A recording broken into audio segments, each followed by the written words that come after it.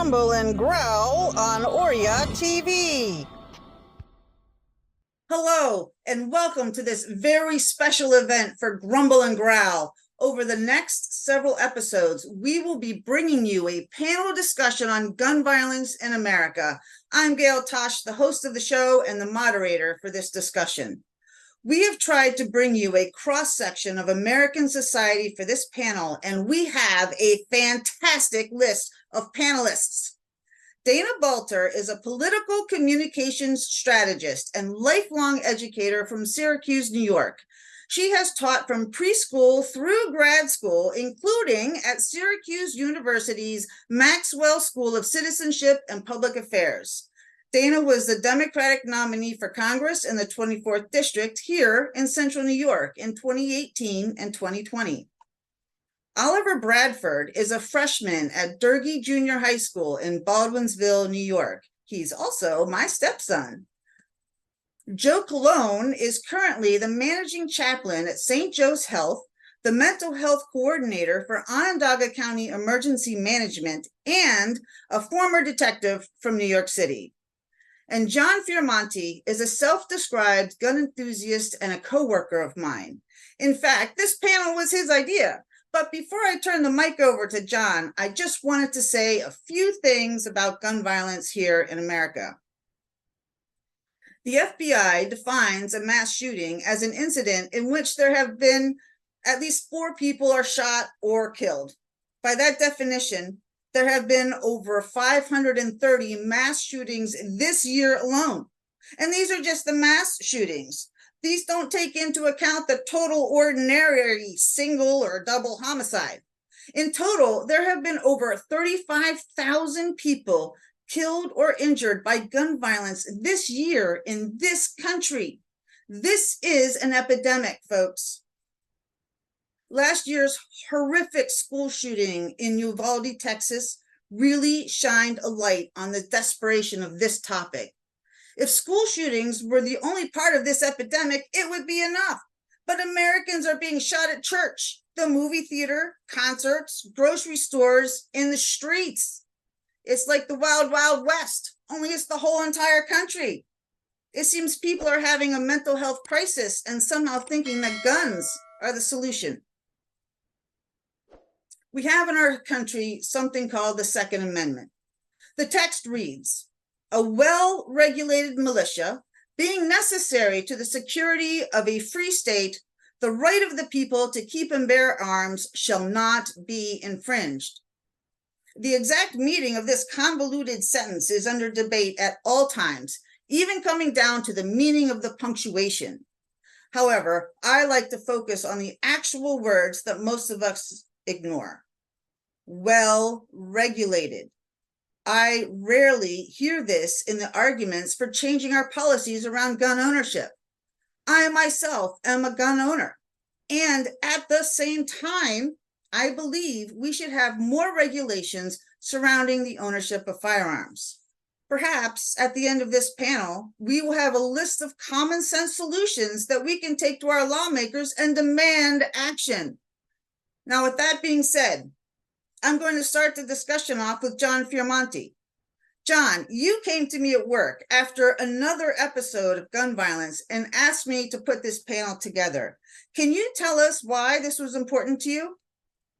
Well, in the United States, the number of cases of gun violence have increased tremendously.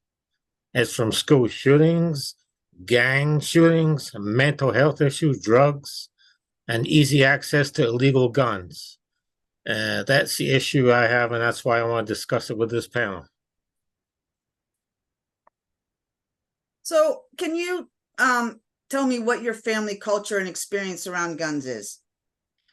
Well, I've been around guns about probably 5-6 years with my friends, gone to the gun range, gone shooting, and they've been teaching me things. So I like the use of going to target practice and then also buying for home defense. And my guns are all locked up and secured in the home, ammo separated, and I've taught my kids not to touch it, not to do anything.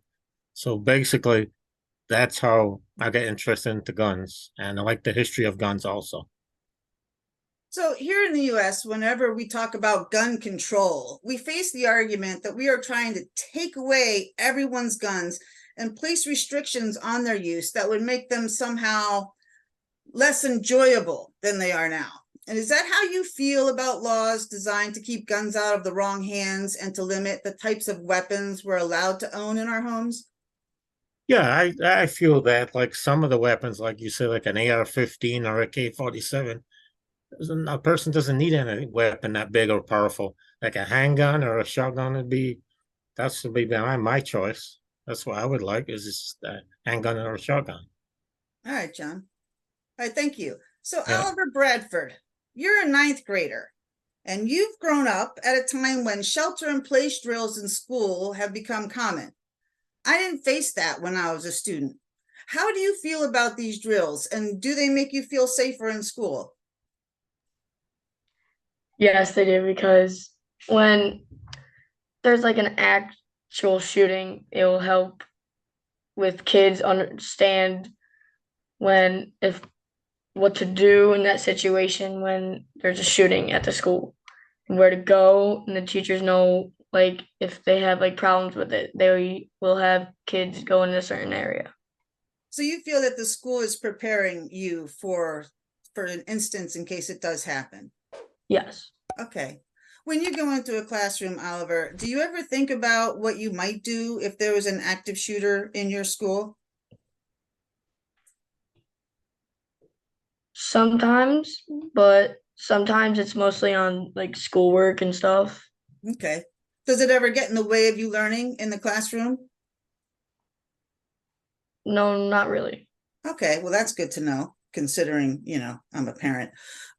Has there ever been gun violence in your school or involving classmates of yours? Yes, two people that I actually know, one died from they killed themselves, and one another one died from their father killing themselves with a shotgun and then turning the gun on himself. That's just horrific. And you are such at such a young age to have to be faced with this kind of experience is just awful.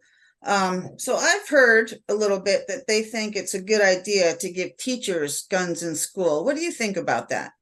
No, because you don't know what they're gonna do with it, and also if they like come to school with it, they're and like they get mad, you don't know really what to do in that situation. If like you might get scared that, oh, there's a teacher with a gun in the school. I see. So you would be worried about people's emotions getting out of hand. And other people's, I would be nervous for other people. Mm-hmm. All right, Dana Balter, you have quite the extensive resume when it comes to teaching. So I'm going to pivot this question to you. As a teacher, would having a firearm at your disposal make you feel safer against an active shooter or safer in your classroom at all? Absolutely not. I am not a trained firearms specialist. I am not trained in how to respond to somebody who's posing a threat of violence of any kind to me or the people around me. I have never been in an active shooter situation, thankfully, but I can only imagine the chaos that that situation entails. And the notion that I, as a teacher, would have any idea how to identify or respond to the person who is there with a gun trying to kill people is absurd. We've seen time and time again as these horrors unfold across the country that the people who are trained, the police, the first responders, often have trouble bringing the situation to a safe end. How in the world we could possibly expect that adding more guns in the hands of people who don't know how to deal with those situations would make anybody safer is beyond me.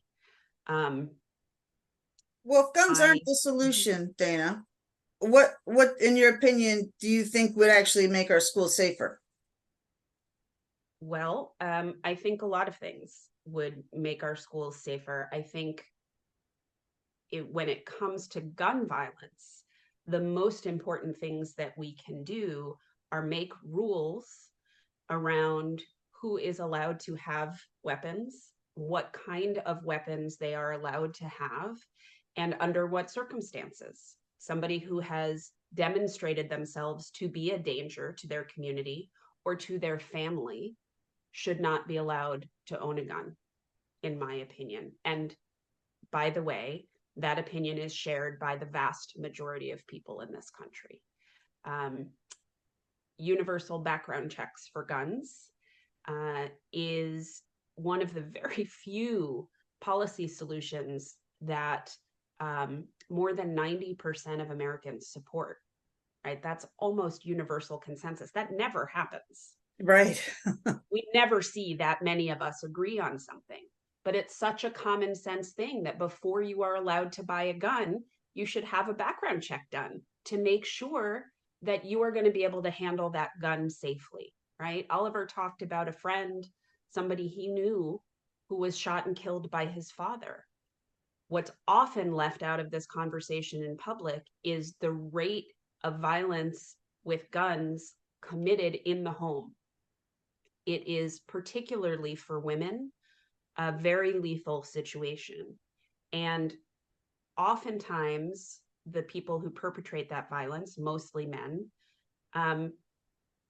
people aren't surprised to hear the story after it happens, right? Oh, that makes sense. He was kind of a violent guy. Mhm. It was an abusive relationship, right? There are warning signs. We can know that it's probably not a good idea for that person to have access to a gun. Right. And I'd like to send this question over to Joe. Joe Colon, you're a retired detective from New York City. So can you speak to what Dana was just talking about, how it's never really a surprise when somebody's violence reaches that point where a gun is pulled? Obviously, there's too many guns on the street, but I agree with Dana. One of the key problems in our country that we're not talking about, it's always about the gun mass shootings, is mental health. Probably every shooter in any of these mass shootings had indicators of mental illness. Something was going wrong. And it was either picked up or somebody didn't do anything about it. Or there's no therapy provided or anything. So mental illness plays a big piece in this. And it's easy to make gun laws, but we haven't built a mental health hospital in this country in God knows how long, just dedicated to mental health. But the issue, I agree, universal gun checks, red flag laws, those are laws of domestic violence and other stuff like that. Absolutely. But here's the thing, like any substance or anything that we as human beings want, that we make illegal, for some reason, other people provide that. So if we took all the guns out of our country, believe me, somebody's going to be providing guns. If you want it, they're going to get it, especially in this country. They'll make it at home out of a laser printer or whatever, 3D, whatever they can do. Something that you said really brought me back. A close friend of mine about 2 years ago was having a psychotic break, and she's a very peaceful woman, but she turned to guns to grab attention. And as you're the mental health coordinator here in Onondaga County for our emergency management services, can you speak more to the uptick in gun violence at the hands of the mentally ill or the emotionally stressed? Now, you were just saying you think it's almost always the mentally ill. Is that No, how you really feel? There's always a mental ill component. Not everybody mentally ill is, be categorized as a threat to society or to the public. So if you do a forensic investigation in all these shootings, there is a mental illness component there. Again, mental ill, if it's like it's like a knife in the kitchen. If the knife in the kitchen is available, you're gonna use it. If the gun's on the counter, you're gonna use it. It's the other thing is, which we don't talk about, it is safe storage of these firearms at home. You got to make it difficult for people to get the guns. If they have access, then they're gonna use the guns. Wow, that was a really powerful statement that he said there at the end. If they have access to the guns, they will use them. Listen, thank you so much for watching the first installment of this panel. We have another installment coming out on Wednesday at 10:30 in the morning. So we hope that you'll tune in for that one, where we are asking each other questions to find out more about what we can do about the gun violence epidemic in America. Thanks again for tuning in. See you Wednesday.